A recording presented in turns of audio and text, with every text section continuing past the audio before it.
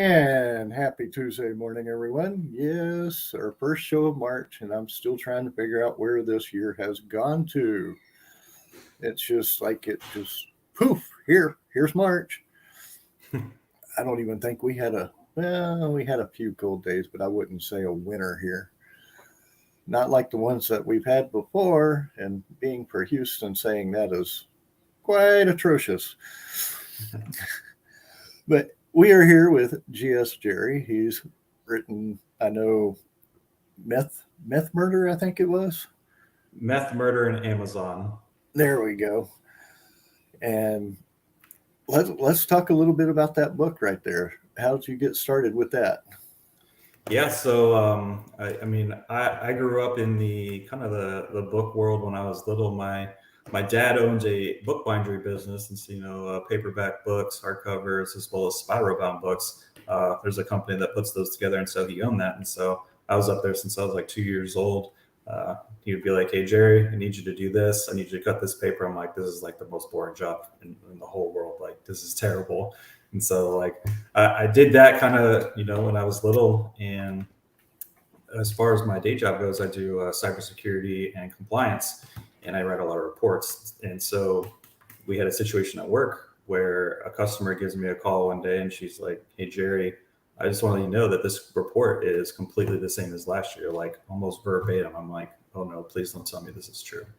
The report is like 450 pages. And I'm like, if I have to fix this, like this is going to take me some serious time. Sure enough, I go through the report, start reading it. I'm like, oh no, it's so similar. Like it's identical. Like, and what makes it worse is I'm the one who wrote the report the year before. So he took what I wrote and then copied it and tried to pass it out to the client. She caught him. And so I'm like, yep, you're absolutely right. We'll fix this. And so the report grows from 450 pages to over 700 pages. It takes me 2.5 months to fix all the issues and basically rewrite it because I have to start over from scratch with a new template and everything. And so by the time I'm done with it, I gave it to her and I was like, man, I just wrote a novel. And I'm like, that's it. I'm going to write this book. I have this story that happened to my family and I when we were trying to sell our house in Colorado. I was like, that's it. I'm going to do it. And so I started telling people like, hey, I'm writing a book. And they're like, shut the heck up. No, you're not. I'm like, I absolutely am. And I told them, kind of what happened at work. And they're like, oh man, this is crazy. And so I just started writing it in October of 2021. And I was done with it by January of the next year. And so, yeah, that's kind of how it all started. Well, is there anything that made you decide to your inspiration for writing? Yeah. So, when I decided to write the book, Meth Murder in Amazon, we had this situation with our family, tried to sell our house. And it's like basically the worst case of perception meets reality, assassination by real estate, I'll call it. And so, usually, I ask people, how many real estate agents do you think it takes to sell a house? Most of everybody would be like one. I was like, yeah, you would think so. That's not always the case. And so when we started to sell our house, the first real estate agent, he actually sold me the house originally. And so we had a good relationship. And all of a sudden he starts being non-responsive, kind of goes quiet. And I find out that he's actually not living in Colorado. He moved to Arizona and he wasn't marketing the house. He wasn't following up on leads. And so I was like, all right, I guess I'll go to a new real estate agent. And that's when the meth and the murder happens. And so as the story unfolds and the journey continues, right, it takes us over 6 months to sell our house when it really only should have taken us 30 days. It's a hot seller's market in Colorado at the time. But like, it's almost like Murphy's Law, right? Like anything that can't go wrong will go wrong, except for it's like completely amplified as what actually happens. Well, I would hate to go through all that. That would just be, that would be a nightmare. Yes, it was a nightmare. And so like, I mean, the kind of the situation that happened that made me think like this could be like a really funny story. So I write the story funny, but I certainly could have taken it a more like dark route. But I was like, no, like this is funny. Let's make this a really funny story. And so, there's an open house. Me and my family, we have taken a vacation down to Florida, so we're not even in the state. But there's an open house, and usually the real estate agents, they come in about an hour to 2 hours before the open house. They clear everything, they make sure everything's tidy, and so they start going up the stairs to our second floor, and they go into the guest bedroom, and they see a leg hanging out from underneath the bed. They scream, they freak out, they run out, and they call the cops. They call the cops and they tell them that we must have murdered somebody, and that's why we really went to Florida. Cops show up, right? There's no body, so like, what the heck are these ladies talking about? Lose the open house. We're supposed to have like a showing later on. Lose that, and then 4 days later, I get a call from my real estate agent, and she's like, "Oh, Gerry, by the way, we were all talking when we were doing the open house. We noticed the scent of burning plastic in your garage." And so I don't know if you know this or not, but burning plastic means meth. And so we think that someone could be making meth in your house or smoking meth on the premises. So we're going to need you to get a meth test done, or we're going to flag your house in the MLS for suspicious behavior. And I'm like, you're absolutely not going to do that. Like, you can consider this the end of our arrangement, right? Like, just because this situation happened, all of a sudden I'm like Heisenberg from Breaking Bad making meth in my garage. And it's funny because, I had never even seen Breaking Bad at this time, right? It's like a super popular show. But after this, I told people what happened, and they're like, dude, that's just like Breaking Bad. I was like, what do you mean? And then they kind of tell me about the scene. They have the open house. Jesse and Walter are in the basement making meth. And I was like, as soon as I see that scene, I just start dying laughing. I'm like, yep, they must have watched Breaking Bad before they did that. And that's really what happened. So then I lose, they get fired, go to another real estate agent.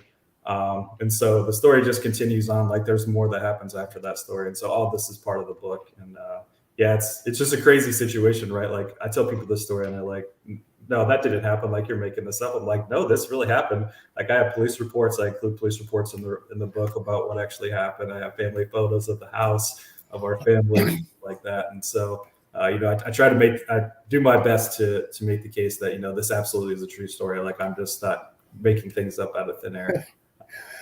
Wow. Now, I know you've been a lot through, I guess, hobbies and, of course, life experiences. You were in the military, so thank you for your service, by the way. Yes, absolutely. And you too. Thank you. But did you add any of that into the story as well to help it round out, or? So I did not use anything from the Navy. I have an idea for another book. I'm not writing that this time, but the next time I'm going to write a book about the Navy and some adventures I've been in, and call it Never Again Volunteer Yourself, TEAR. And so it's going to be a whole situation of like hilarious stories. You go to boot camp, right? They're complete hard asses. They're like, hey, drop your stuff on the ground. People will set it on the ground and they'll be like, no, we didn't tell you to set it on the ground. We told you to drop it on the ground. Everybody pick their stuff up again. And so, like, funny, just little situations like that, and just different things that I experienced in the Navy is what I'm going to write about after I get done with this current book I'm writing. So I have an idea for it, but this book is it's quite different. I use a different form of storytelling. Even me writing the book, I almost felt like, if I'm going to write, I want to do something different, right? I don't want to be like James Patterson. Like, he's a great author, but I'm not James Patterson. I'm not Stephen King. Like, I want to bring something entirely unique to the table that no one's ever seen before. And so as I started writing the book, I'm like, what is this like? Like, what's this journey like? And so I think it's like a roller coaster, right? Click, click, click. You go up the roller coaster like you're anticipating, oh, we're about to sell this house. Boom, you drop down, right? And everybody's screaming, freaking out. And so it's literally like that. There's so many twists and turns along the way of selling our house. And 30 days turns into a month, turns into 3 months, turns into 6 months. And there's so many plot twists and turns. And so as I go take you on the journey, I'll continue to go back to the roller coaster analogy and be like, up, we're going up. Boom, something good happens. Go right back down through a twisty loop or anything like that. And so I kind of take readers on the journey, but then I'll also throw in things like I'll use funny wordplay. try not to swear. I want my kids to be able to read the books, and so I don't want them to read a lot of curse words in my stories. But I will use like ass and things like that just to kind of add amplify the story, add some like funny elements to it. And I also break the rules, right? Writing rules say you have to tell stories a certain way. You have to use complete sentences. And I'm like, but why, right? Me and you are talking. We don't talk in complete sentences, right? There's a lot of run-on sentences and things like that.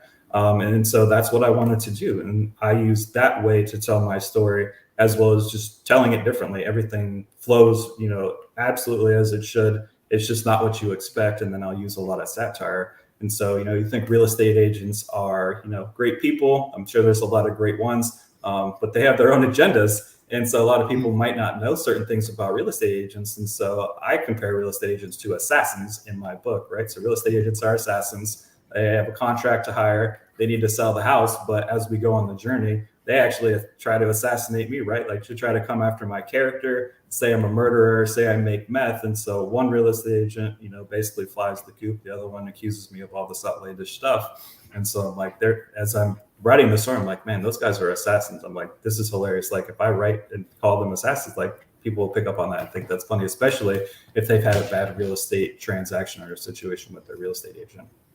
I was sitting there thinking, it's like me and you could collaborate on a bunch of stories like that, especially with the military one. I'm not going to say names or anything, but I can tell you that there were two that just disappeared one day from our group or our specialty, whatever you want to call it. And it ended up they were actually making meth on the ship. Oh my gosh. That's crazy. What's funny is my wife will she'll find these memes or stuff, and she sent me one like a couple weeks ago, and she's like, it says, what would Jesus do? And then underneath it says, he wouldn't be making meth. And she sends it to me. I'm like, this is so funny. So I like post stuff like that on social media. But even just like as part of the writing process, like I noticed there's like a whole journey you have to follow on that, right? Like I'm thinking Meth Murder on Amazon, that's a catchy title. People are going to see that and be like, hey, what's that? That's interesting. Well, that title is very controversial because Amazon's in the name. And so I will post on Instagram. And when I first started this, your account is banned for 24 hours. You need to review your account every time I post. So I would only be able to post sometimes once a day, and they would have to validate that what I'm writing. I ended up winning like 5 or 6 awards for this book. And so I'm like, they've got to let it go. But no, it'll still like randomly, I'll post something, Meth Murder on Amazon, something funny, and they'll just ban my account because they have to validate it. And I think they think I'm like saying like Amazon is, murdering people and making meth or sending meth through the mail, right? And so when I do the next book, I try to tell people, right, think about your titles and make sure you don't pick something too controversial because you don't want to get banned because, there's a lot of sensitive people out there and everybody's scared like, hey, this is disinformation. But this is a real story. Like this happened. I actually did work at Amazon at that time. And I actually asked Amazon, I reached out to their trade department to make sure or their trademark department. So I could make sure that I could use their name on the title. And explain what I'm doing. And they're like, yes, you can absolutely use your name. You just can't say anything derogatory or defame us. And I'm like, okay, I can blur that line. And so Amazon's in the book. I did work for Amazon, but as the story goes on, the relationship I have with Amazon actually ends. And so there's a really funny scene with that. I actually go to the news with this meth and murder story and talk to the news. And I'm like, I'm really pissed off about what happened. Like, how could they even say this? Like, they've met all my kids. They've been inside my house like 25 times. Like we're in a nice part of the suburbs, right? Like this isn't like a meth neighborhood. This isn't a meth house. And so the news is like, yes, we'll definitely do it. And so the interview itself is like a horrible disaster. I walk you through like what an actual behind the scenes interview looks like with a news broadcast and just the different things they do to make sure they get the right take. And so I'll kind of take the readers through that journey. But after the interview goes live, I'm on my 3rd real estate agent now. So the other ones that for the meth and the murder, they get fired. I hire a new real estate agent. And so as they do the news broadcast, they zoom up on the sign. Well, it's the new real estate agent sign. And so when the broadcast goes out, people start calling my new real estate agent and think that it's her. And so they start calling her, cursing her out, calling all those nasty names. And she calls me and she's like, Gerry, what did you do? Like people are calling me, like saying the most ridiculous things. Like you have got to stop this. And so I actually go and I have to call the news up and be like, hey, can you edit the first frame out? Because that's the only place where the sign is at. And they're like, nope, we can't edit anything from a live broadcast. It's gone. So like less than 12 hours after being on the news, completely gone. I lose the news broadcast. Luckily, the real estate agent stays with me, but right, like it's just it's just disaster. Wow, that would, you definitely had Murphy's Law with you on that one. Yes. Perception meets reality, overtakes reality, and then Murphy's Law just over and over and over again. Now, I do have your website posted. They can go and get your book off the website. Yeah. So the book is on the website. Links to the audiobook. It's an audiobook.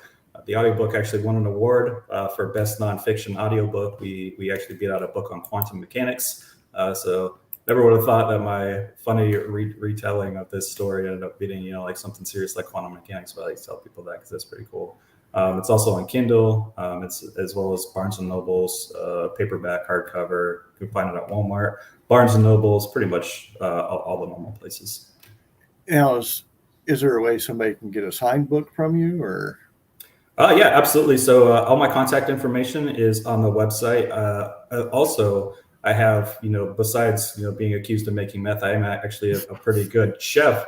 And so I like to cook. I like to teach my kids how to cook as well. And so I include free recipes on my website. So if you go to the Meth Lab Creations tab, right, so they might see that and be like, oh, great, this guy's like really a meth dealer. No, there are a bunch of free recipes and just different things I've cooked. And then, I'll even give you like the ingredients, what I use, how I cooked it, everything.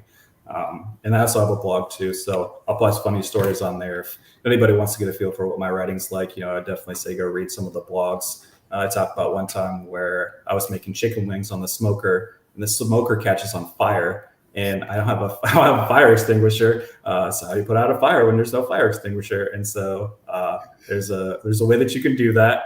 And so the house didn't burn down. It's in the house I'm in now. So luckily everybody is okay. But we have a pool. I almost thought I was gonna have to push the smoker into the pool because the thing was gonna explode.